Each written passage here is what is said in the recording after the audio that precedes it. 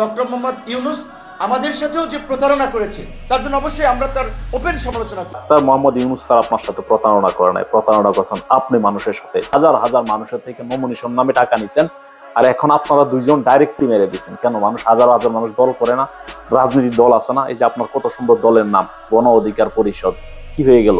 এই যে আপনার প্রতীক ছিল ট্রাক, এই ট্রাকটি অ্যাক্সিডেন্ট করছে না? আপনার এই যে এত নেতা কর্মী, এত মানুষ আপনাকে ভালোবাসে, সাপোর্ট দিল, বিপিনুরকে কথাগুলো বলতেছে, এই যে আপনি আপনার দল ডাইরেক্ট দল বাদ দেয় কি করে? আপনি ঠিক আছে ওনার সাথে জোটে যেতে পারেন, কিন্তু জোটে না যেয়ে আপনি কি করলেন?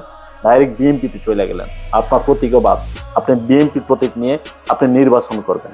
এই যে কুমিল্লার মধ্যে আপনি আপনার থেকে নমিনেশন নিল, এই যে বিভিন্ন জেলা থেকে নমিনেশন নিল অনেক টাকা দিয়া, দুইজনে বিএনপির বিকে গেলেন 2 আসনের জন্য। আগে তো বড় কণ্ঠে বলছিলেন, জোরে জোরে চিল্লিয়ে চিল্লিয়ে বলছিলেন আমরা 2, 3, 4 আসনের জন্য কারোর সাথে জোট করবো না। এখন আপনি কি করলেন? জোট তো দূরের কথা, আপনার ডাইরেক্ট দলের মধ্যে চলে গেছে যে তাদের প্রতীক নিয়ে আপনি নির্বাচন করবেন। এমনটা তো মানুষ আশা করে নাই।